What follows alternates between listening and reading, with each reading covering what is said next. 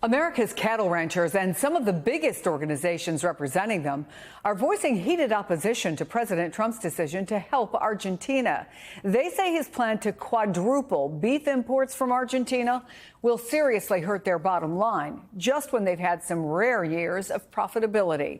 But the president dismissed that criticism, writing on Truth Social the farmers don't understand how they're benefiting from his tariffs. Our MSNBC teams are reporting live from cattle ranches in both countries. Rosa Flores in Hershey, Nebraska. David Noriega is in Buenos Aires province, Argentina. Okay, Rosa, how are ranchers in Nebraska reacting to Trump's comments? Well, Chris, I spoke with 5 ranchers here in Nebraska, salt of the earth people, the kindest people you will meet. All Republican. They all supported President Donald Trump. They all believe in America First policies, but they don't agree with the president on everything. They certainly don't agree with the idea of flooding the American beef market with foreign beef. Now, if I could summarize into one thought, the conversations that I had with all of these cattle ranchers, it would be this. Their biggest message is that they believe in small government. They do not believe in the government interfering in the free market. They don't believe in the government interfering in their business. They say that there's already plenty of uncertainty and volatility in the market. They don't need added volatility. Take a listen.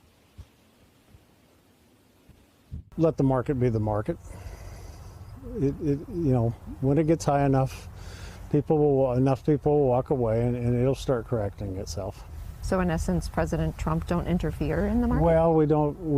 We appreciate all he does, but being in the market is probably not something we're very anxious to have the government in. Ronald Reagan used to have the saying, I'm the government and I'm here to help. That's never worked out real good for us producers. After speaking to all of these ranchers, I wrote an email to the White House expressing some of the things that I heard from these ranchers. I have not heard from the White House. But, Chris, I should say that on Tuesday, after Republican lawmakers started expressing concerns about the president's suggestion of importing beef from Argentina into the U.S. to drop down the price of beef, I did reach out to the White House with a long list of questions. They did not answer my specific questions, but I did get a statement that said in part that the White House is committed to addressing the concerns of American cattle producers.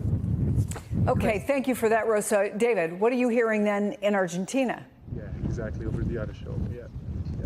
So, Chris, just to set the scene for you a little bit, I'm on a small ranch a couple hours outside of Buenos Aires, which is run by a man named Martín Vivanco. He's actually right over there. I don't know if maybe you can see him if we look over that way in a moment. This is a very specialized operation because what they do is it's a breeding operation. I'll show you the actual cows here. These are all breeding cows, and what Martín does is he basically provides genetic material for other ranchers, larger ranchers, to improve their stock, which actually goes to a pretty relevant point here, because when Donald Trump says that he's going to quadruple beef imports from Argentina, he's talking about lowering prices for American consumers. But the kind of beef that's produced here in Argentina, in the cattle country where I am, is generally not the sorts of general consumption beef that winds up at a grocery store where a regular American consumer would buy it.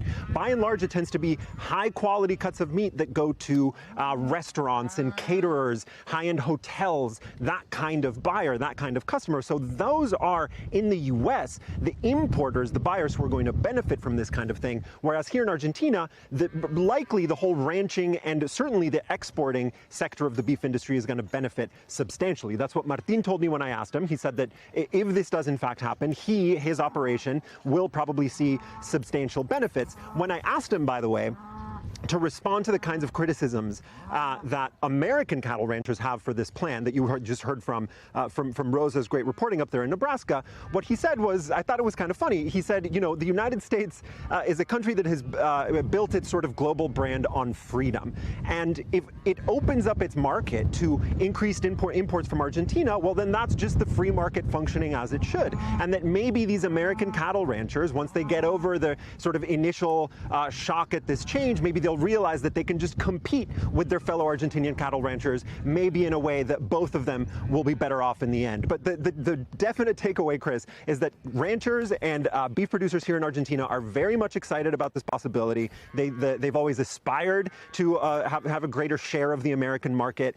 They really hope that this actually comes to pass, and they hope that maybe the impacts on American ranchers won't be as dire as the ranchers themselves in the U.S. predict. Chris. Yeah, time will tell. It's going to be fascinating because what we have right now is American cattle ranchers worried it's going to be bad for them, Argentinian cattle ranchers saying it's going to be good for them, and the top producers in the entire country are all red states. Rosa Flores, David Noriega, thank you both. Great reporting.